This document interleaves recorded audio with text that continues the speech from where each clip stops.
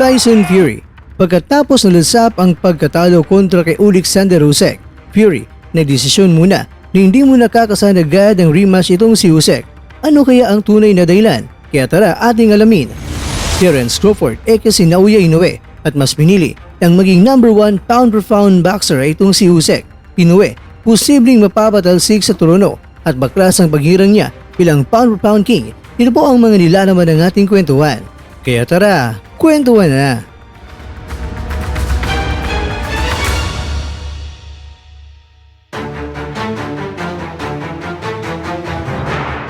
Ang Gypsy King, pagkatapos na natalo via split decision kontra kay Usyk sa Kingdom Arena sa Riyadh, Saudi Arabia, na kung saan kung hindi hininto ng referee para bilangan si Fury ay may malaking tsansa na siya ay babagsak talaga sa lona, kundi kaya ay standing knockout ang sinapit niya. Pero hindi rin natin masisiguro kakwento. Alam naman natin na may talent itong si Fury na may pagkawalastik na isang immortal na kung saan parang nasa hukay na ay kaya pa rin niyang bumangon. Pero sa round 9 pa kasi yun, kaya kung napuruan ni Usyk itong si Fury sa round 9, hindi rin natin alam pagdating sa tatlong mga remaining rounds kung matatapos ba ito ni Fury o hindi na. Pero may pagkapusa itong si Fury na akala mong hindi na babangon ay babangon pa rin, tulad ng nangyari sa kanya kontra kay Deontay Wilder. Pero ganun pa man, bago bumaba sa lona itong si Fury, sinabi niya na gusto niya ikasagad ang laban ni Oktubre. Pero nagbago na ang isip ni Fury dahil 7 buwan kasi ang inilaan niya sa laban na ito. Sa kanyang pagsasanay, gusto niya munang magpahinga at magmuni-muni kung ano nga ba ang pinakamaganda na gagawin. Kaya maaring sa Oktubre na ang rematch nila o di kaya hindi siya sigurado kung kailan dahil ang gusto niya ngayon ay magbakasyon muna kasama ang kanyang asawa at 7 mga anak. Inamin ni Fury na hindi ibig sabihin na wala na siyang pera, kaya hanggang sa ngayon ay gusto pa rin niyang lumaban na talagang maituturing niya na siya ay masaya kung siya ay apak sa luna. Kaya nga sa laban nila ni Usyk, siya ay parang naglalaro lang. Pero ang pinagtataka niya ay ang score ng dalawang mga hurado na pumabor kay Usyk dahil buong nasa corner niya ay talagang naniniwala na siya ang nangunguna pagdating sa puntos. Ilang beses niyang napuruan itong si Usyk, pagamat siya man ay natatamaan din, pero ayon sa kanya, mas marami siyang mga binitawang mga suntok na tumatama kay Usyk. Dahil kung ang team niya ang nasa corner ay nakitang di halos siya sa puntusan, siguradong pababagsakin niya itong si Usyk. Kaya lang hindi niya ginawa ito dahil inaakala nila na siya ang nangunguna sa puntos. Dagdag pa ni Fury, kung titingnan natin sa kanilang mga muka, makikita talaga na isang magandang laban ay pinakita nilang dalawa ni Usyk at nabasag pa nga ang panga ni Usyk.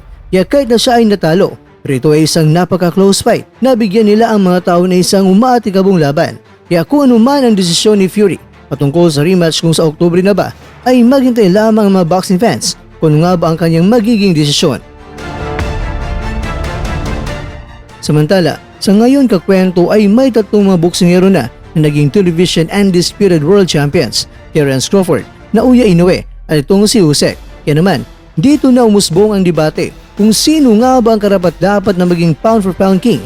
Kaya nga pati ang mga Hapon ay nag-react na, pero syempre ang gusto nila ay itong si Inoue. Pero ayon sa mga Amerikano na eksperto sa boxing, ang tanging karapat-dapat na maging hari ay walang iba kundi itong si Usyk.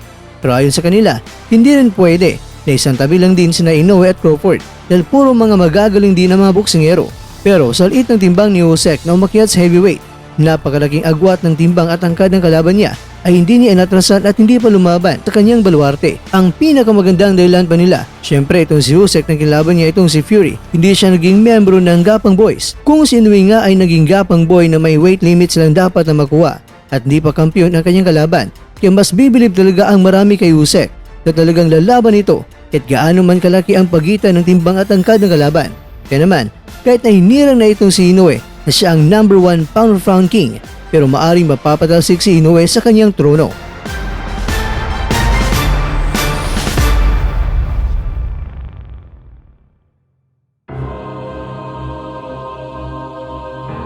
Mga kakwento, pati nga si Crawford ay umami na dapat ang numero 1 at talagang hari sa kanila ay itong si Usyk at hindi si Naoya. Ikaw kakwento, ano naman ang masasabi mo sa usaping ito? Sino para sa'yo sa tatlo ang dapat na maging numero 1? Sige nga kakwento, ibahagi mo naman ang opinion mo. Dahil opinion mo, ibahagi mo. Dahil malugod po kaming babasahin ito na may respeto.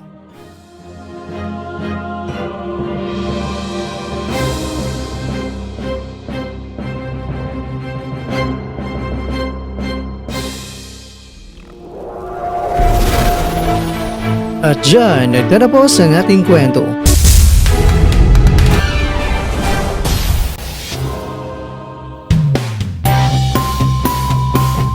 Maraming salamat mga kakwento sa inyong panonood. Pero baka naman mga kakwento ay nagustuhan niyo po ang kwento natin ngayon. Baka pwede niyo po akong mabigyan dyan ng like, subscribe at pa-click na rin sa bell button. Pero bago tayo tatapos mga kwento ay syempre, shoutout po muna tayo dyan sa ating mga kakwento. Kay kakwentong Eleno de la Cruz, kay kakwentong John Watch, kay kakwentong Mel Scar Vlog, at kakwentong nanonood ngayon, shoutout sa'yo dyan. Bueno, hanggang dito lang po muna ang ating kwentuhan. At abangan nyo na po nga rin susunod na video. At dito lang po yan sa isang channel na kung saan maaring ito'y mga kwentong di pa na kwento sa inyo.